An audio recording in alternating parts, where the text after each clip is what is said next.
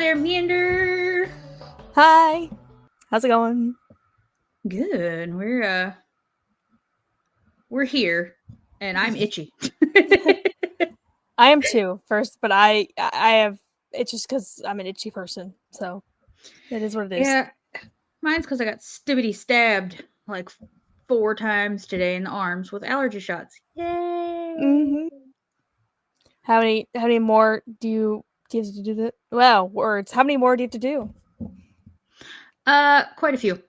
I have one more dose on this color, and then I move to yellow, which is one step.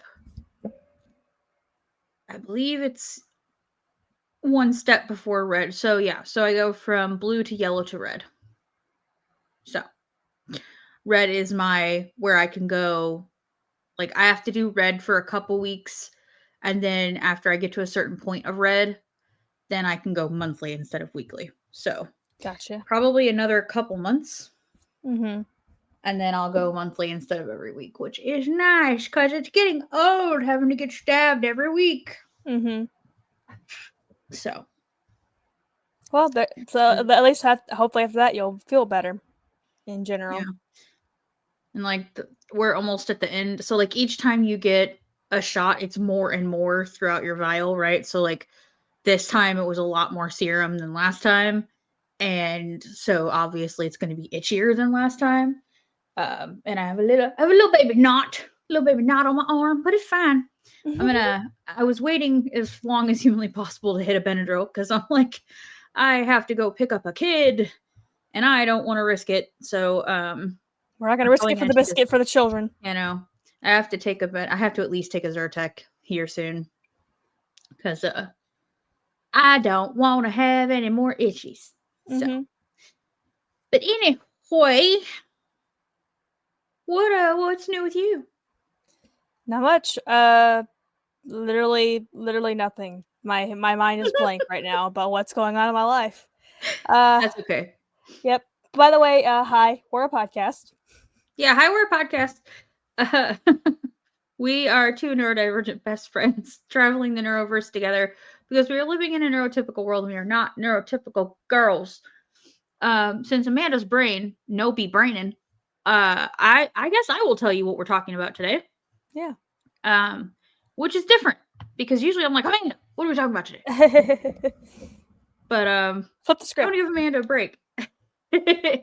So today is one of our autism in the media, or neurodivergency in media, because our neurodivergency in the media kind of episodes where we make up shit and we pontificate.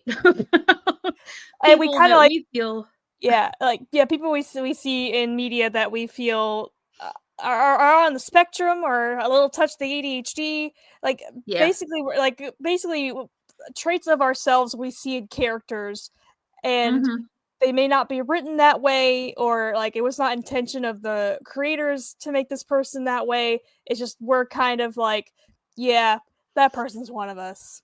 Yeah. Yep. So today, I will let you tell them who we're talking about. Who are we talking about, Amanda? Okay, we kind of teased it a couple weeks ago, and it's gonna be Syril Karn from Andor. Specifically, the first season of Andor, because as we're recording this, the last 3 episodes of the season 2 of Andor came out. I have seen the first 9 episodes.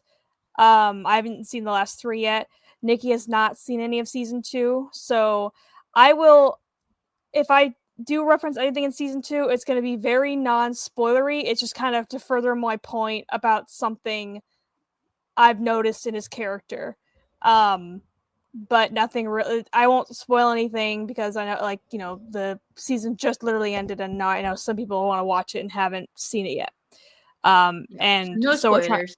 No spoilers. I will, because there's one point that I want to make at some, during this that it's further emphasized in season 2, but it's not a spoiler at all. So yeah. I was thinking about that earlier, but that's who we're talking about. Syril Karn. He was the I don't remember what his job title was. He was like a cop, like a corporate security or something like that. Yeah. He was second in command for corporate security on his little sector. Yeah, Morlana 1, whatever planet that is. And he, or if that's a town, no idea. So, yeah, basically, he's the one at. So, if you haven't watched Andor at all and don't want to, this is going to be spoilers for at least season 1. Basically, at the very, very beginning of the first season of Andor, killed 2 corporate security officers, and Syril basically took it upon himself to go after him for it. So that's who we're talking about today. Yeah. When do we first meet? It's very early. It's like one of the first 2 episodes at least. We first meet Syril.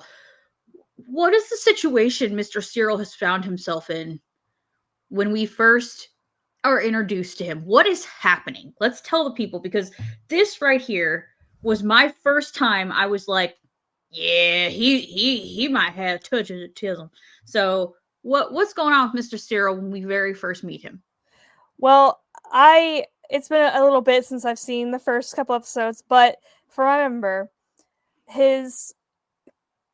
he found out basically that these 2 officers were murdered, and he takes it to his supervisor, or he's talking with his supervisor. Supervisor's like, this stuff happens. We don't need to really go in further into it. There's no reason to investigate. They just picked on the wrong person at the wrong time. And so we'll just put it down as just bad luck on the job, basically. And he was like, fuck that. And fuck no. He's like, but sir, we gotta investigate. Like, what about like justice and all this? And that's when, like, because I recently watched season 1 of Andor. Like, when I went to visit Nikki last month, she had not seen Andor, so we watched the first season. And like we clocked him, like, in that first scene. We're like, this guy's got a touch of the tism. Mm-hmm. Like, yeah, because it's go ahead. The inspector was like, because I just rewatched that clip. I found a clip on YouTube, which I might link those in the show notes so you guys can see what we're talking about. He's like standing there at what I would call parade rest, so like standing chest out, hands behind their back, whatever. And he's like basically just got done telling this man, like, this is what happened, and he expects, right, that his commander guy is going to be like, well, yeah, let's figure out who did it, right? Because like that's the only logical explanation. That's the only logical thing to do. Someone died. We have to figure out what, like, investigate, right? Yep. And the captain's like, listen, I'm about to go to an Imperial inspection where they're gonna like look over all of our crime rates and do all this stuff. I don't need this right now. Basically, yeah. He's like, we don't need this right now. This is not the time. They were at a bar, they were at a brothel, which we shouldn't have during their work shift, which shouldn't happen. And they messed with the wrong man at the wrong time. So this is going to be chalked up to some accident, and we're going to move on, right? Because we don't need this backlash from the Empire right now. Because if they find out this happened, they're going to come in here, raid our shit, and we're going to lose our sovereignty basically as a planet. They're going to come take us over, right? They're one of the very few corporately run like security teams left in the galaxy at this point, okay? Because the Empire's taking over everything. And so he is like standing there, and the more that this man is talking, the more rage is filling behind his eyes. And like confused rage. Like confused rage. He's like, what do you mean? Like, yeah. It's the fucking what's her nuts? Katniss. Jennifer Lawrence. Yeah, going, what do you mean? What do you mean? Like the crying, what do you mean? That's basically what he wants to do. And the guy, he doesn't say a word the whole time. The captain goes, you look pressed. Is there something you're not understanding? He goes, I'm trying, sir. It's like, meaning like, no, I don't fucking understand, you old son of a bitch. This is not right. justice must be served, and he's not happy about it. And so this sets up the stage for his whole storyline throughout the first season, and I'm sure into the second season. And he is just on a fucking mission to figure out who killed these guys, because it is not fair that these people were murdered and nobody gives a shit. He has to find out why. It's not okay. He can't just sweep it under the rug. It's impossible. In his brain, this do not compute, okay? Does not compute. How could you possibly see 2 people were murdered and not do shit about it? So what does he do? Goes to meddling, goes to taking it into his own fucking hands, and starts ordering motherfuckers to do shit, because technically he's second in command, and while his little guy is off doing this, imperial inspection, he is like, well, while the cat's away, the mice will play. Right? So he done played, and he started barking order after order. They eventually figure out that it was Andor who did it. Yeah. And now he's real pissed. Okay. Yeah. Now this motherfucker's going on a full-on manhunt for Andor, and will not let it go. He will not do Elsa, okay? He will not channel his inner Elsa and let it fucking go. To the detriment of his career, basically. Yeah, so because he won't let it go, the Empire ends up finding out. I don't remember exactly how they ended up finding out, but was it because they went to where Cassian's home planet and started interrogating his family and shit? Is that how they found out? They also, Dedra Miro, she is the ISB officer. She's like in the show, she's like the blonde lady, like the slicked back hair.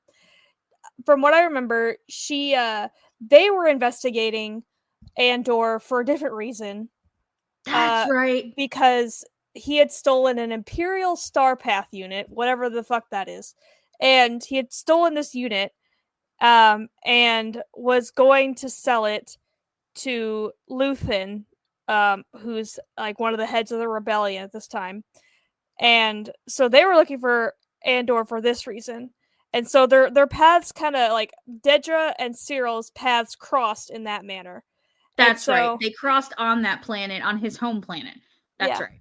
But from what, because I remember his boss did eventually find out he was still investigating, because they went to Ferrix, where Andor was, and a lot of shit went down. Shit got blown up. Yeah. People got shot. And so that's when, like, the Empire's like, okay, apparently you guys can't take care of yourselves. You guys are little children. So we'll take over from here. And so that led to Syril losing his job, because he was so obsessed with finding Andor. And he brought other people into it. Because that one guy, So that's the next scene, where it's pretty fucking obvious, besides the fact that he cannot let this go, no matter how much it's going to ruin his career. And this sense next of justice. Scene is my favorite. Yeah, and a sense of just like this is like this is one of the best scenes. So one of the guys he chooses to go with him, like, basically volunteered himself to go with. He could not wait, right? So he's they basically put this ragtag, he's basically simping for Syril. Right. This ragtag band of folks together to go to Ferrix to find Andor, right? And the guy is like briefing everyone. The little simp guy is briefing everyone about what's going to happen when they get there. And Syril's just kind of standing there all chuffed, like watching it happen. And then he turns to Syril and he goes, "After you, sir. Your turn." Basically, like, your turn. You tell him something. And he make a speech. Fucking looks at him like a deer in fucking headlights. You see the fucking life force drain from his body.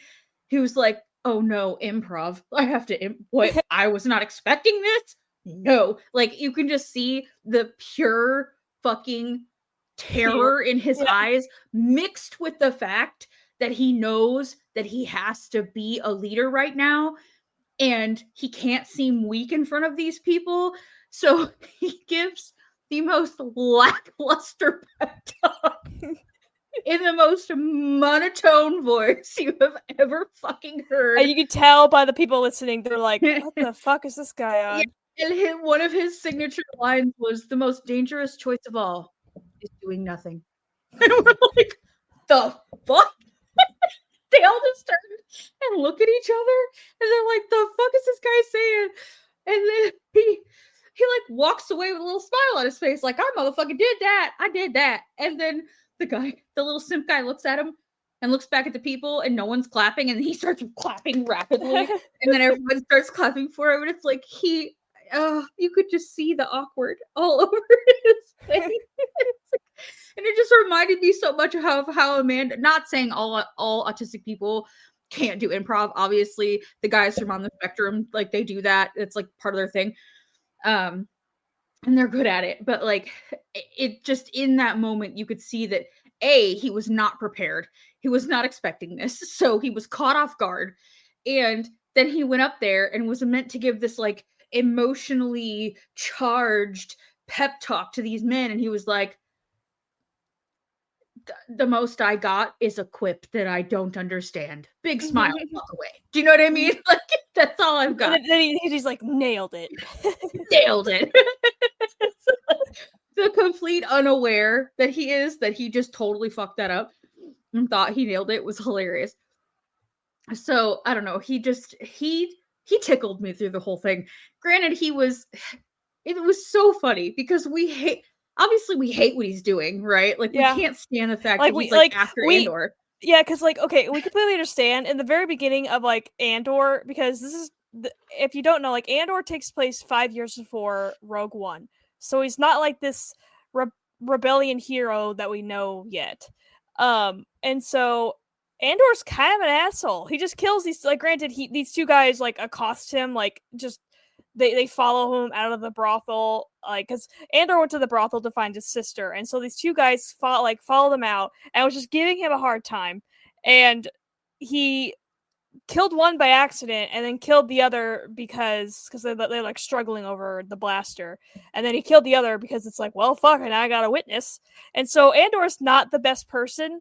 So if you were to look at this as if, like, because this guy's not really part of the Empire at this point, like Syril. No. And so if you kind of take the context out of this, it would be like he would be the good guy in the situation. He's like, well, this guy did a double homicide. I gotta find him. I apparently work with corrupt cops who don't want to deal with this investigation, so I gotta take it upon myself to be the good cop out of the bunch, right, and investigate. But because he basically then turns into a little space Nazi, we feel a little conflicted. It's like, because Andor is a bit like is the hero of the show, right? It's like we say he's our favorite space fascist. Yeah, he's like, oh, our poor little space fascist baby. Oh no, and then he just doesn't get it. It's like those things. It's like, it's kind of like, and I told Nikki when we were watching it, she hasn't seen House of Cards, but it's kind of like in House of Cards, where the main character, Frank Underwood, he's the bad guy, but you kind of want to see him succeed. This is kind of like this. It's like, we know we don't want Syril to succeed because that means, like, obviously he can't, because it's like, if he succeeds and properly puts Andor and kills Andor, then Rogue One wouldn't happen. So it's like, we know like nothing will really happen to Andor like permanently, but it's also like you feel bad for the guy because he's so earnest, and his like sense of justice just makes him so, like, in a way, endearing, because it's like, we get it. Like, there's something that you can't let go that is the good thing to do, but no one's listening to you. Yeah. Everyone else is like, fuck that. And on the flip side of this coin, right? How many times have our well-intentioned missions ended up causing more harm than good, right? Like, because we can't let it go, because we are so drilled in and so focused on what we think the outcome should be, we're refusing to think long term on what the after effects of that might be, or how it would affect anybody else in the situation. Because by him not letting this go, he got the corporate control of his sector or his planet or whatever Morlana 1 is, I don't remember, taken away. Now the Empire And people runs died. that too. Yeah. And people died. Like, lots of people died because he couldn't let it go. And so while he was trying to avenge or get justice for 2 deaths that occurred, he ended up causing countless other deaths, okay? Countless other deaths. Innocent people dying, and soldiers and people who work for him dying. Like, and people in so many Ferrix. people died. Yeah. People in Ferrix that didn't need to die. They didn't need to die. They had nothing to do with what was going on here. He was interrogating people and causing fear, and like it went too far, right? And like, I know I can relate about becoming a fucking monster over some shit that I just know it's right. It's the right thing to do. It's the right thing to do, and it should be done. But you get so wrapped up in it that you forget that, like, just because you think it's the right thing to do doesn't necessarily mean that it is the right thing to do. Like, you might feel convicted on something, but in the grand scheme of things, is it truly what's for the greater good in the moment? And honestly, no. For this situation, it was not. He ended up really fucking things up for so many people and costing people their lives.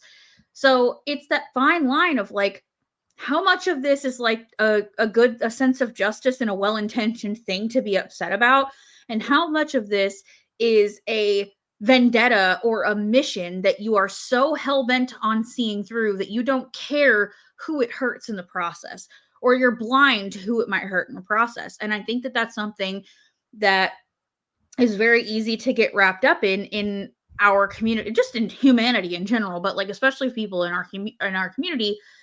I do end up seeing a lot of well-intentioned people end up causing, like, especially on social media. This is obviously not causing people to die or anything like that. It's not what I'm talking about. But like, our community really does try to push for inclusivity and acceptance for everybody, right? Because it's what we want. We want to be accepted. We want to be included.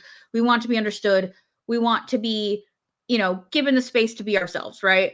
But then there's some social media accounts that I've had to quietly walk away from, walk away from in my feed, because they will accept no dissenting fucking viewpoint whatsoever, no opposite viewpoint at all. No, well, hey, maybe, I appreciate this, but have you thought about it from this lens? The second that you offer even the smallest thing in the most well-intentioned way that is against what they believe, you get blocked or called names or whatever. And it's like, that's not the point of education. If you're trying to educate people and you're trying to bring people together and you're trying to be inclusive, you have to include the people who disagree with you. You Right. have to, right? Because like, how the fuck else are you supposed to maybe potentially, educate them further and learn something from them, or teach something to them, while in turn also maybe learning something from them? Guess what? If you're the smartest person in the room, you need to find another fucking room. Like, Right. there's something wrong. Like, there's Like, something wrong if there's you're no the smartest growth person in the there. room. Yeah. No. And we're not talking about like saying like abhorrent shit either. We're talking about like, right. For instance, this was years ago. It just kind of reminded me. It, like, a friend of mine, this is when like not to get like political, like this is like when the Trump and Hillary thing was going on. Like before Trump was elected the first time in 2016. And I remember a friend of mine who was a Hillary supporter, and I voted for Hillary, but he had posted something, I can't remember, it's been almost 10 years, but he had posted something, and then like his friend was like very militant in her opinion. Like, if you did not 100% support Hillary, then she wanted fucking nothing to do with you. And I didn't know this. Like, I just know her from my friend's posts. Like, she would be posting stuff, and I remember, it was like right after the election, because I remember posting on my friends, like commenting on my friend's post saying something like not even replying to her, just on my friend's post saying, yeah, I kind of held my nose up and voted for Hillary, but I ended up doing it. And my friend, who was a very ardent Hillary supporter, appreciated that. He's like, well, even if you didn't like Hillary, you still voted for her, whatever, blah, blah.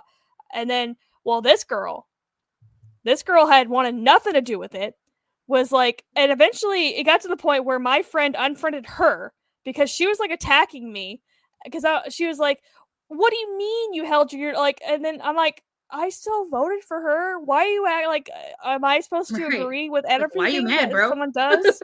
Like, I don't agree with everything any politician does. So, Right. and so she was just very like mad. And so like that just kind of, that's what it reminded me of. It's like, you can't, like, that doesn't leave room for conversation if you just attack somebody the second they say something in your mind that's out of line. Right. So it's Or that sort of thing. yeah, or like looping it back around to like Syril, had he maybe stopped and consulted other people about what he was thinking about doing, saying, listen, this just happened. I don't feel like it's right.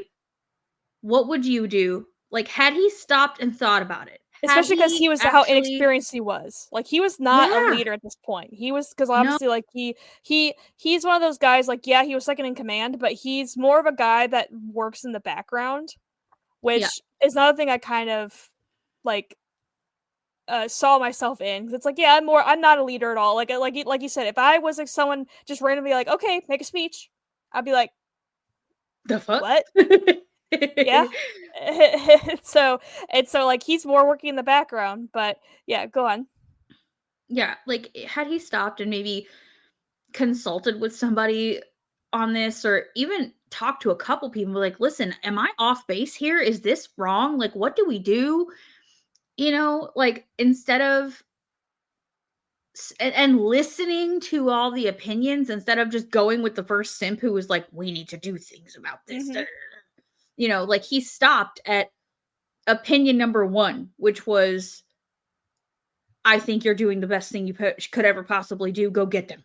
Do you know what I Mm-hmm. mean? Like, ignore what your commanding officer told you to do and go do it anyway, right? Like, there is something to be said for doing what you know to be right, even if nobody else will, right? Like, I get it. He was very well intentioned, okay, but it was not a good outcome Yeah, for he just didn't many go about people. it the right way, because even after he loses his job from this, he goes back to have to live with his mom, who is an absolute bitch. Yeah, And there's a point, just one little point I want to talk about later about like him and his mom. And like, even, and then when he finds like Dedra, the ISB officer, and also investigating Andor, like he, even like, she also, after Andor, he's like, but here's the information, like my here's the information that my commanding officer didn't let me put in the report. And even she was like, okay, you gotta let this go now. Just, yeah, well, we took over this investigation. And he did not. He was like, no, no, fuck that. Like, he was even kind of like towards the end of the first season, like a little bit scary. Like, he like took, like, when they were like the last 2 episodes, when they were on Ferrix trying to catch Andor, like he was there like in disguise, because he was there for his own personal vendetta at this point, and she was there in like a more official Empire capacity. yeah, Like, he like dragged her and like pulled her into the like a room, and like basically demanded that she listen to him. And it's yeah, just, that's kind of like where he went off. Like, he was already off on the deep end at that point, but that's when it's like really apparent, because she even yeah. He looks was like in the scared of Mariana him. Trench at that point. Yeah, Yeah, yeah. She even like, he even scared her. And she was yeah, usually cool, calm, and collected. And he was like, no, like, you will listen to me. And so it was yeah, that's like, that's why we're like, he's endearing at first, and we totally see like where he's coming from, because at the beginning he was right. Like, he was yeah, right, and then like it just kind of, his inexperience, his inability, like, he had very black and white thinking. There was no yeah. gray areas to be had. No, And so that's why we're like, yeah, he has the touch of the tism. This little, yeah, our little space Nazi, little touch of the yeah. tism. That's unfortunate. And it got me to But all of thinking. sorry, Go go ahead. ahead. It just No, got go me ahead. like mine's more like this is kind of like I even was thinking about this earlier. Would autistic people, and granted, we're not a monolith. We don't all have the same opinions. We don't all have the same like thoughts and whatever and views and morals. So I'm not. This is not me saying that. It's more of like a it like especially at the beginning of the Empire. Would an autistic person feel they would they feel more comfortable as part of the Empire, like say a cog in the wheel of like cog in the machine of the Empire, or would they be more of a rebel? Because it's like you can see it both ways. Because like a rebellion, it's like that's like the sense of justice thing, but obviously like the Empire doesn't see they see the rebels as terrorists, and so where at the time the Empire represented law and order, like black and white thinking. So it's like Right. would like and so that just got me thinking like would an autistic person do better in the Empire or they do better in the rebellion? I think it would depend on what side of the fence their personal beliefs and personality fell on. Yeah. Because there was another character in Andor that I wanted to talk about, but he didn't have enough of a storyline on his own to really have a full episode. So we Yeah. can kind of touch on him here. But he was part of the rebellion. And he made it like his mission to understand every little nuanced thing, keep a detailed logbook of all of this Oh, information the that new he mech guy. found. The new mech guy. Yeah, Yeah. yeah. And he could recall shit off the top of his head and spit it out to you like a human encyclopedia. He just retained and remembered and could regurgitate information like nobody's fucking business. And he was so passionate and bright and full of like love for He the was rebellion and for he that mission. he was basically the epitome of a revolutionary. Like Yeah, he really very was. yeah, very passionate, very like think of like people that would write during like the French Revolution, like the art like the artists, the authors, whatever. He's basically that. Like he's a philosopher, that sort of thing. Yeah. And he would be, oh God, why is that leaving my head? The person that would follow people and write down the stories that they had. What is that Yeah. called? Oh, like a bard or like a Yeah. yeah, kind of like a Like person. they would, Yeah, yeah, they're like the I can't remember like the official title they would have, but yeah, they're basically like they would the storyteller, like they're the ones that like would follow people around and make yeah. sure like the chronicle, like they would chronicle everything. So Yes. So, and like it was just all of his thoughts on things and what he would remember, what he would see. He was very anti Syril, but they both had the same level of passion. They both had the same love for what they were doing. They both were very blinded by their sides of the story, right? Um, and ultimately, it didn't end up working out for the one guy. But like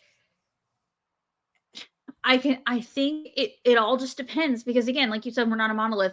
And we're also not saying that because we feel like Syril Karn is autistically coded, that autistic people are scary and can go off the deep end and can like choke people and drag them into rooms and shit. That's not what I'm talking about. That's not what we're trying to say.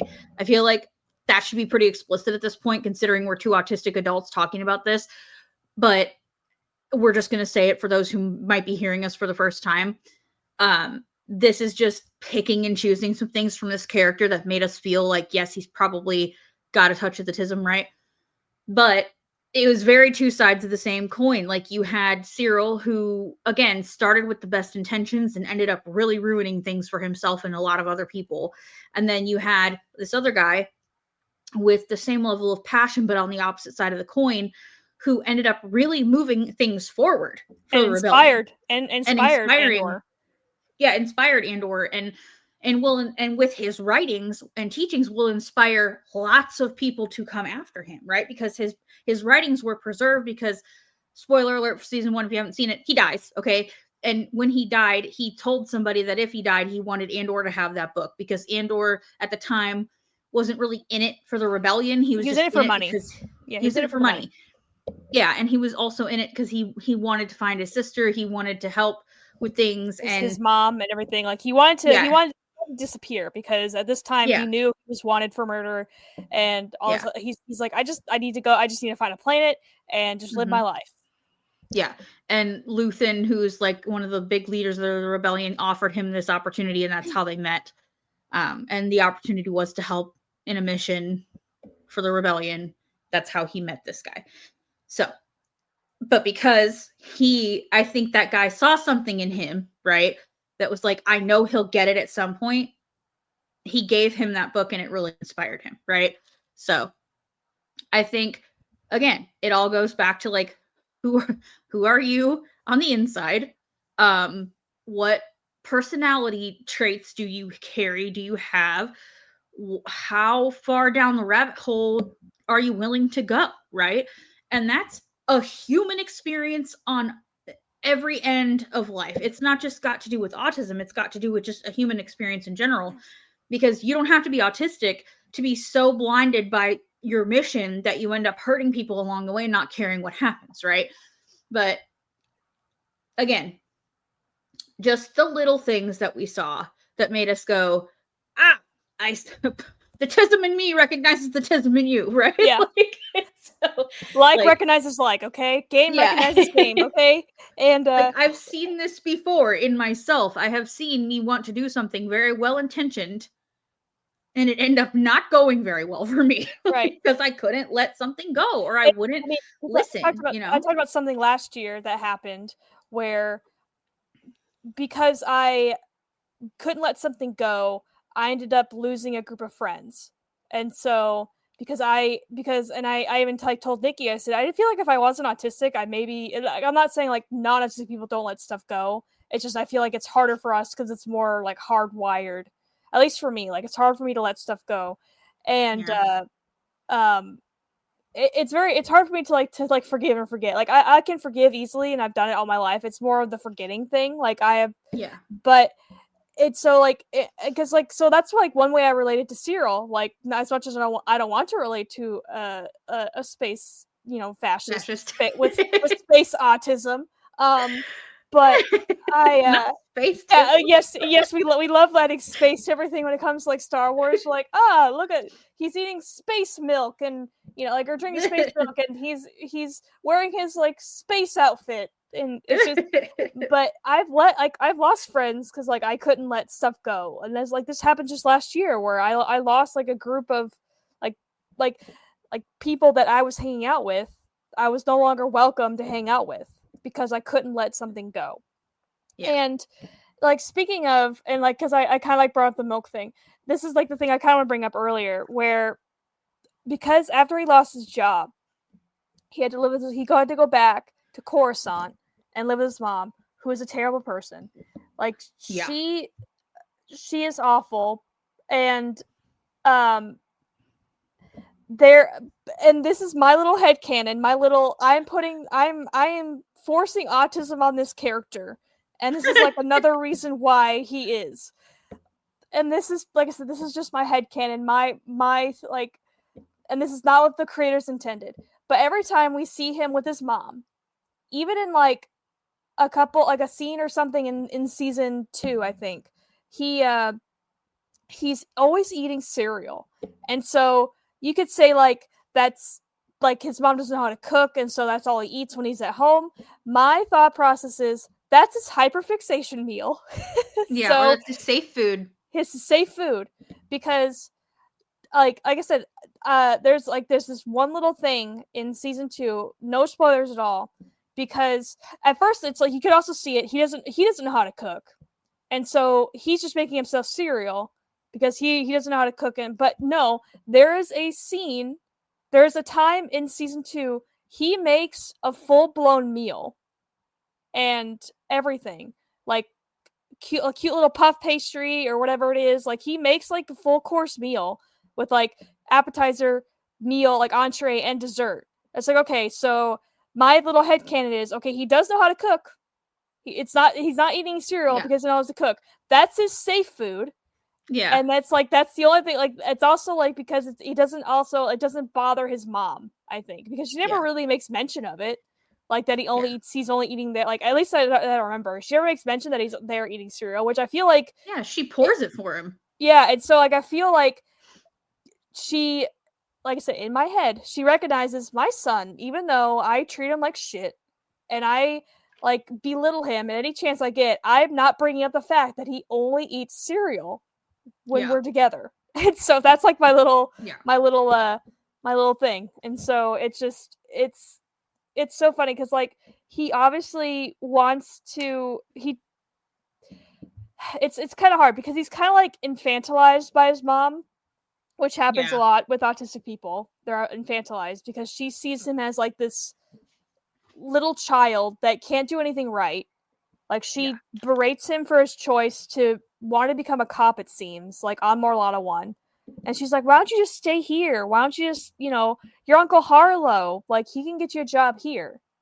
And it's just, it's also, like I said, it's one of those scenes where, like, when we first meet her, it's just like, oof, I definitely see myself in Syril here, where he's like, someone doesn't see his full potential, this person being his mom, where he like, he has this mission, he still doesn't let it go, and she's just putting him down at every step of the way, like, no matter what he does. And so he eventually, his Uncle Harlow does get him a job in what my opinion is the most hellscape, like, place, which just looks like basically like corporate America, like corporate society, where he just lives in this little cubicle among this 1,000 other cubicles in the room. All the big lights are on. So many big lights. And so I'm like, that must make him, like, that would make me go extra insane. bright in there. It's extra fucking bright. So monochromatic. So, like, and for some people, like, this might be like, oh yeah, like, for him, this is hell. And this would be hell for me too. Yeah. And I mean, for different reasons, obviously, because it's like he just feels like he's whittling away his potential in this room. Whereas to me, I'm just, I put myself in there. I'm like, man, if I had this job in this little cubicle among 1,000 other cubicles, I would just kill me. Just kill me at this point. Like, I don't care. Yeah, it's basically his own version of hell for sure. And you can see it on his face that he hates it. And doesn't at one point he, like, asks the person that brings him whatever he's supposed to be, like, filing and organizing things or whatever. Yeah. And doesn't he ask them, like, why do we do this just to then destroy them? Wouldn't it make more sense just to do it this way? And he goes, listen, we're already behind. Like, this is just the way we do things. Just move on. And that immediately irritated me because I'm like, oh God, not only is he in this giant big room with all these bright ass lights, but now he's like, look, this is highly inefficient and repetitive and unnecessary. There is a better way to do this. And they're like, just shut up and do it, and walked away. And he's like, no. And then that's when he gets, like, I'm not sure if that scene's before or after he talks to Dedra. Because he basically keeps making these inquiries about Andor. Like, she's like, because she's like, you've made 5, like 5 probes of information. Like, you made 5 requests for more information about this situation. He goes, 6. I made one this morning. Correct the authority figure in front of you because you don't recognize that it's higher than you. Go for it. Like, he obviously, like, it's not like he doesn't do well with authority. It's just he's got this, like, urge. He's like, I gotta correct them. He's like, I can't, like, it's the whole letting things go. Like, I have to. But you're wrong. I have to make sure you have the right information. Like, I have to tell you why you're wrong. Like, because, and at first she, like, does humor him a little bit because she does, like, squash his hopes and dreams of, like, we're just gonna be this cool, like, badass, like, partners to get rid of Andor. And she's like, listen, slow your roll. I understand that your commander had you lie in the report, and so I had you tell me everything that was in the report, but you are not equipped for this. You are not trained for this. This is not your role. And he's just like, oh, fuck no. So again, someone tells him no, and he's like, bet, bitch, and Yeah. does it Takes anyway. that as a personal offense. Right. Takes it as a challenge and says, bet, bitch, and does it anyway. So yeah, he's a fucking mess. And he's our little space fascist, and we love him and hate him all at the same time. Yeah. We don't want him to win, but we also, it's like we want him to succeed. Like we want him to get what he wants, but we know he can't get what he wants because then the Yeah. show won't happen. And it's also because, like, in the end, he is the bad guy because he does eventually work for the Empire. Like, granted, in like a very grunt sort of manner, but he does really like the Empire towards the end because it's like Yeah. they eventually they see him. Yeah. They see. So I feel like that's what he gravitates towards. It's like, oh, these people see me. These people Yeah. get me, and so eventually that's what gets him like towards like the side of the bad. Like he started off as like, you know, Like like I said, chaotic neutral. like or no, like lawful, like lawful neutral in a way. Like he's very like, this is the right thing to do. But he's also like, I guess like, but towards the end, he's very like lawful evil, and so Yeah. he's very lawful evil because like he doesn't start off as evil. He starts off as like, this is the right thing to do. This guy murdered people, and we gotta take him in. But he just goes about it all in the wrong way, Yeah. and he's very chaotic, lawful, like, you know, that sort of thing. And so out of the context of Star Wars, he would be the good guy. He would be the good guy. He'd be going everything about on the wrong way, but he would be the good guy if you took out everything about, like, if you took these people out, like the situation out of the Star Wars universe, he would be the good guy. And so it's like, because he wants to catch the bad guy in his mind. Yeah. And it's basically like, definitively, Andor is the bad guy in the situation. So like, he's a bad guy in a lot of situations, yes, actually. he is like basically the epitome of like to take a quote from the second season, which is still not a spoiler. Oh, so what you're saying is your rebel is my terrorist, and so Yeah. that sort of thing. Like, and my terrorist is your rebel, and so it's very real world like implications as well. Yeah, for sure.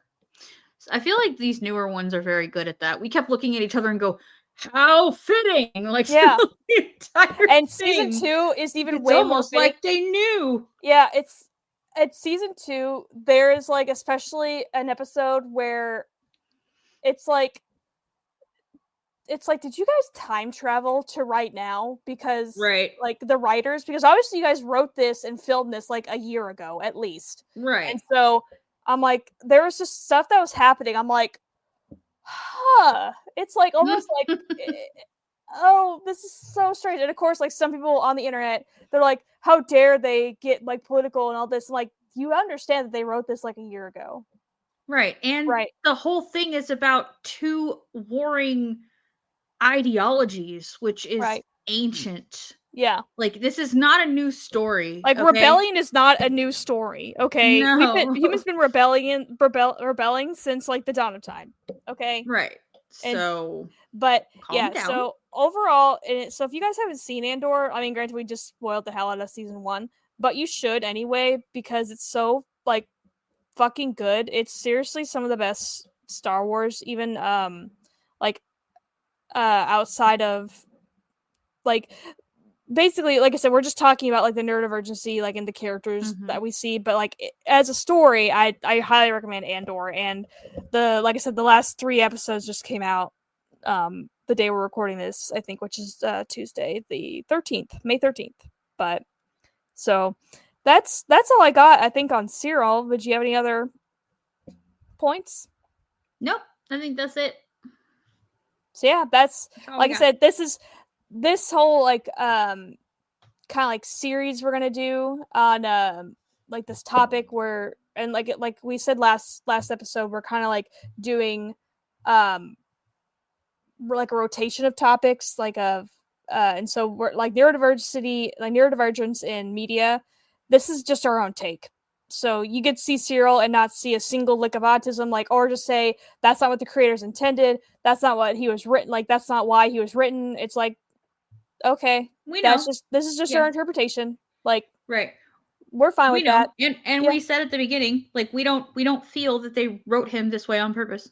Like we don't Yeah. feel that this was intentional. This is just things we see that we feel like have a callback to neurodivergency in some way.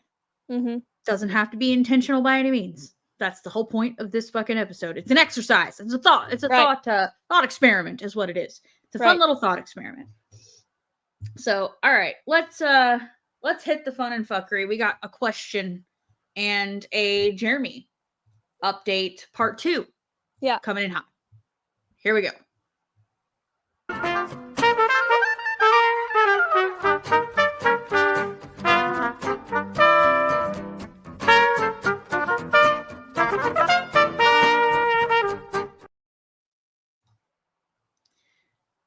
All right. Made it to the other side. All right. Question first or Jeremy update first? Let's do question first. All right, cool. Let's see if the universe has a specific one in mind for us today. Okay. Do some shuffling, some ASMR. Oh, look at that. One flew out. See what it is. Oh, 2 flew out.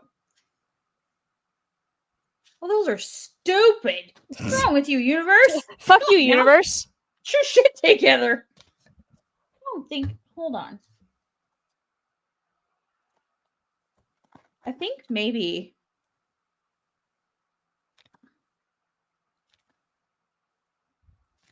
Yes. I think I have the wrong. I think my shit got like shoved together somehow when I was cleaning things. Ah ha ha ha ha. Here we go. All right, this is the bit I want. Let's try again. Universe. She sucks at shuffling. I do. Okay, let me see of these 4 which one I like best. Let's see.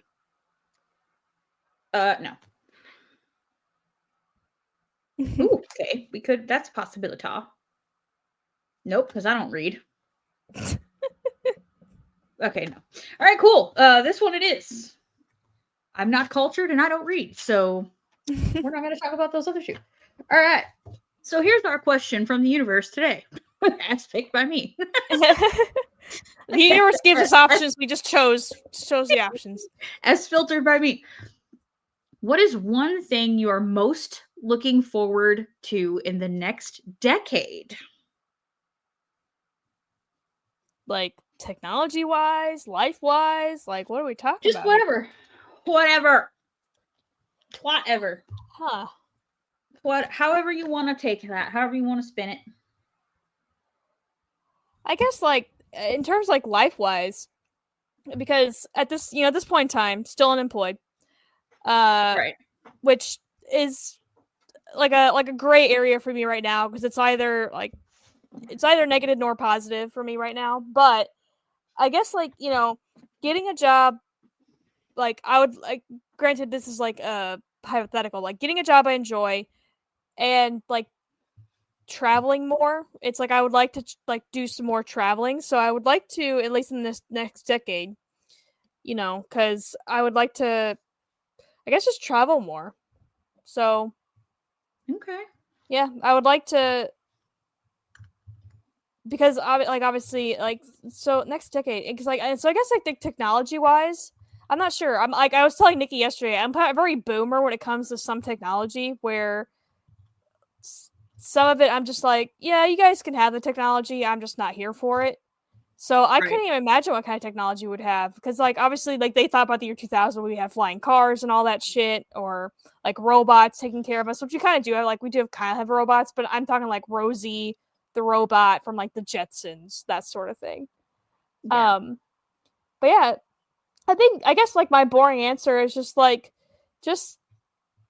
stuff that I've been wanting to do more of. Like I would like to do that more in the decade. I know that's not really like what am I looking forward to because obviously it's I guess it's just a manifestation. That's like my manifestation. Yeah. What about you? Yeah. I feel like mine's similar, but like I feel like I'm really starting like I don't know about y'all, but I don't feel like I've ever grown up yet. I feel like Yeah. now's like the time where I feel like I'm starting to actually grow up and like actually know what I want and what I like and like what feels good to me and what's like I've been able to filter out a lot of the like outside worldly noise, you know, and just sort of listen to like who I am and what I want in my life. So I'm kind of excited to continue to explore that a little bit. I'm pumped for 40, right? Like that would happen in the next decade. I'm ready because listen, my 30s have been nothing but like getting more and more authentically me, right? I don't even want to know how fuck off 40 is going to be. Like, do you know what I mean? Like how like solidified I'm going to be by 40 hopefully I mean like in my own personal what am I trying to say?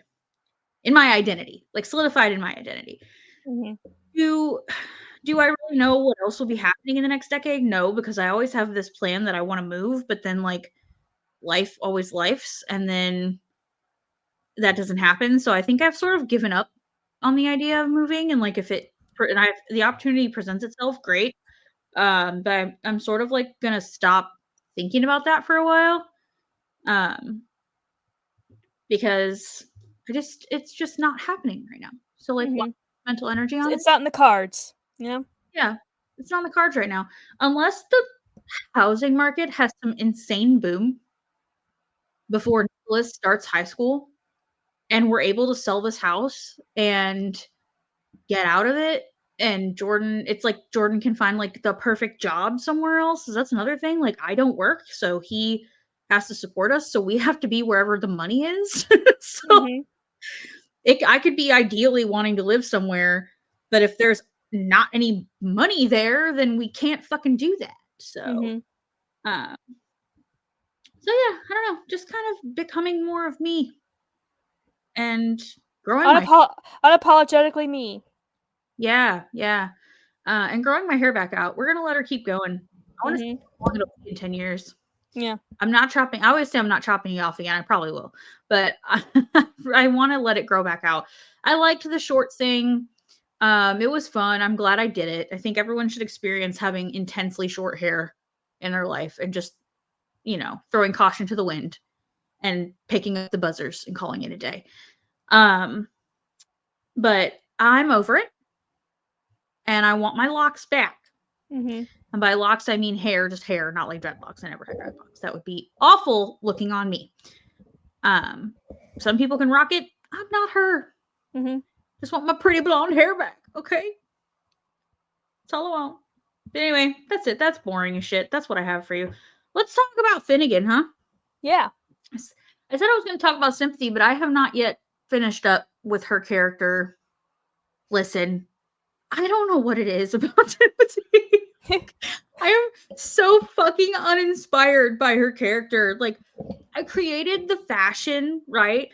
And like, I gave her a job and everything, but like, I can't think of a fucking storyline for her. Like, what is her life? What is she doing? She just didn't get a lot of attention in the original story. Like, we didn't get a lot of backstory on her. It's kind of like she's more like a foil for Finnegan and like Binky and stuff in a way. Like she's supposed to be the more mature of them, but then she also kind of like fucked off and did her own things at times.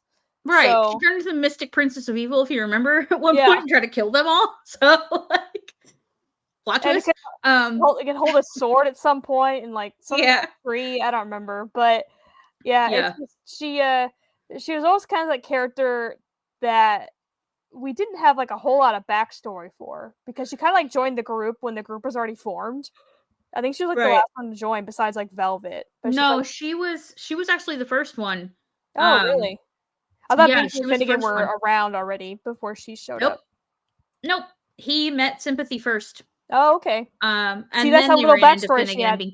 We never really gave her. It was never fleshed out. It was meeting her and then like immediately meeting Finnegan and Binky. I think in the next episode, and that was like and Binky started out. And Binky started out as Jeremy's cat. Like no, Binky was Finnegan's cat. Finnegan's cat, right? Because Finnegan's cat, and they like it would like get him stuff.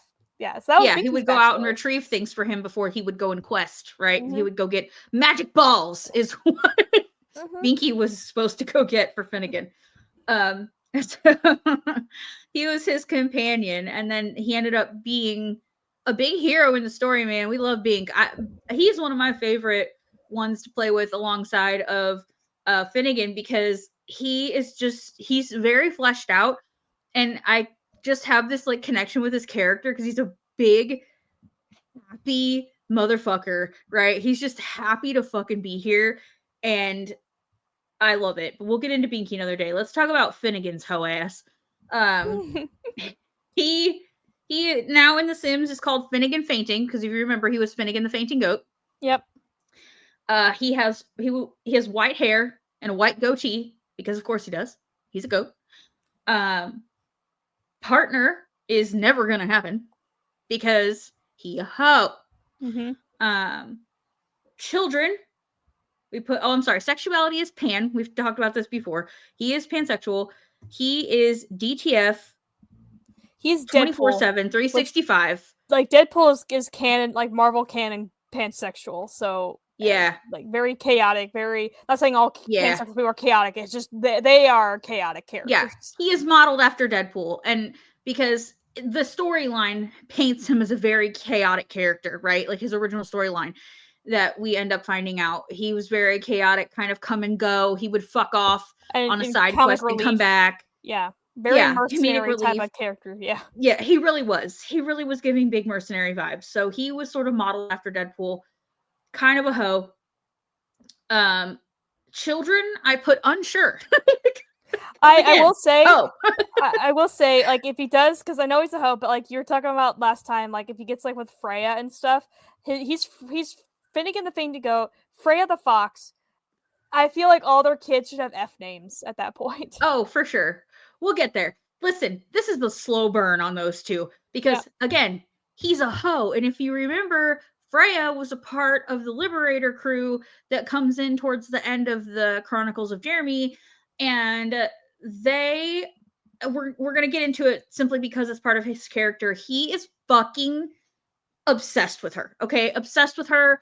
The storyline is that it's been that way for fucking ever, right? But again, hoe, non-committal, can't handle it.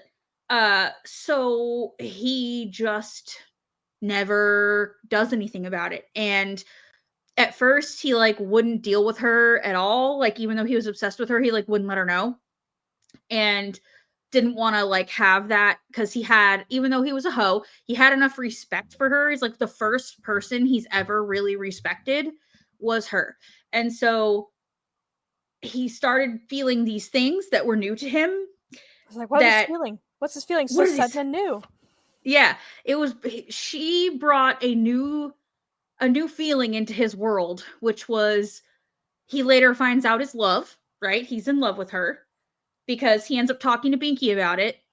And Binky's like, yeah, stupid fuck. That's called love. You love her. Like, we all saw it. No, we're not stupid.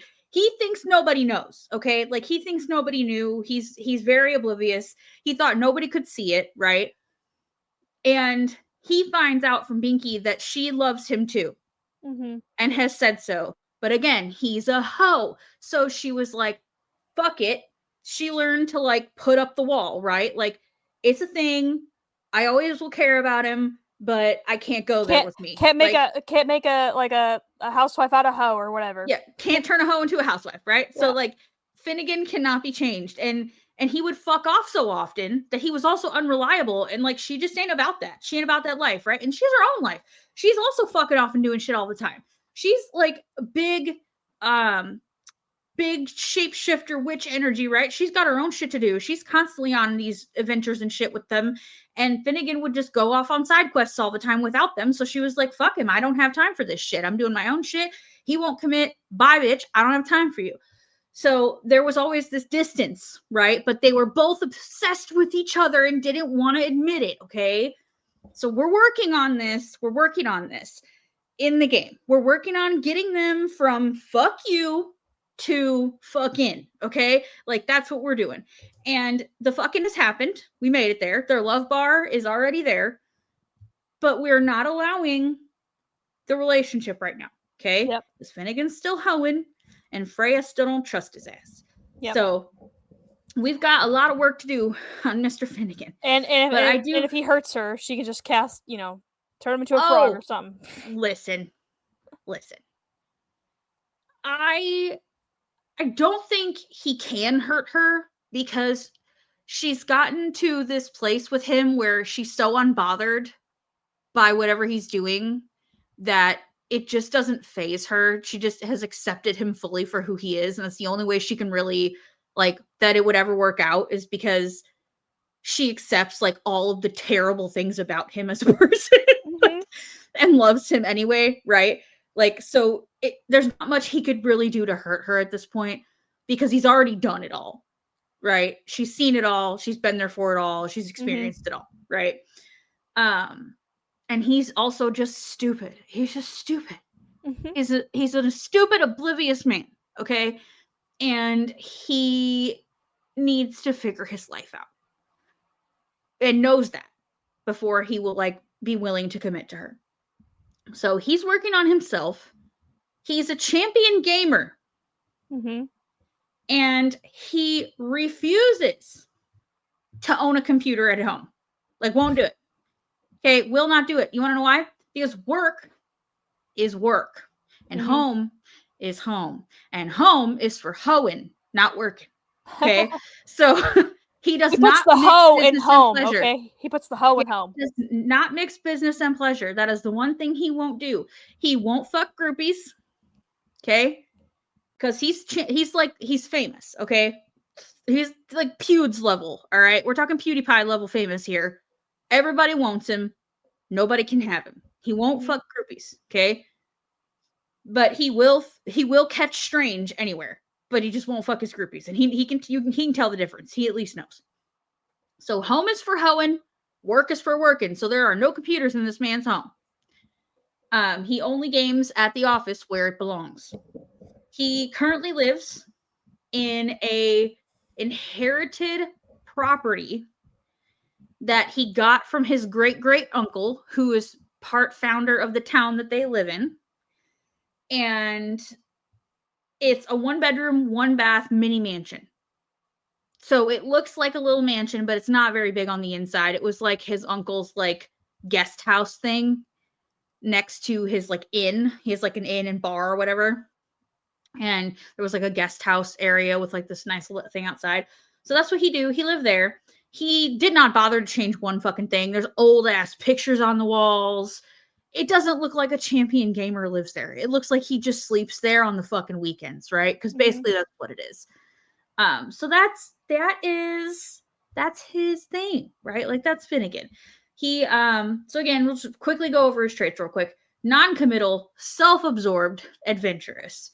That is Finnegan in a nutshell. So we're gonna continue this this saga. And maybe by the time we get to Freya, we'll have an update on their situationship. But who knows? We'll see. Time will tell. That's all I got for you. Next week we'll probably do Binky because I think I'm just gonna end up doing Sympathy last. Sympathy is just getting the short end of the stick. Sorry about it, sister. So there's a writer's block with Sympathy. Yeah, there's a writer's block. It's fine. Creative block. But you know what? It's that time. Let's hit the Tenzin. Julie, do the thing! I'm afraid there are no more things to do. Julie says we gotta go. So we gotta do it. She's the boss. Yeah, sorry about it. If you hated this episode, I'm sorry. If you missed the point, I'm sorry. If you're like, I don't like Star Wars, okay, you can have your wrong opinion. That's fine. We love you even though you're wrong. Let bygones be bygones, okay? Yeah. We will see you all next week. All the podcasty shit's in the show notes. And remember, share, comment, all the things. Can't subscribe. Well, follow, I guess. Follow. It's not YouTube, so can't really subscribe. But yeah, do all the things. Make sure that if you like us, you tell people you like us so that they can like us too. because that helps. Okay. Sharing is caring. Sharing is caring, and we don't want to talk to dead air. So there's that. All right, we love you. We gotta go. Goodbye. Bye.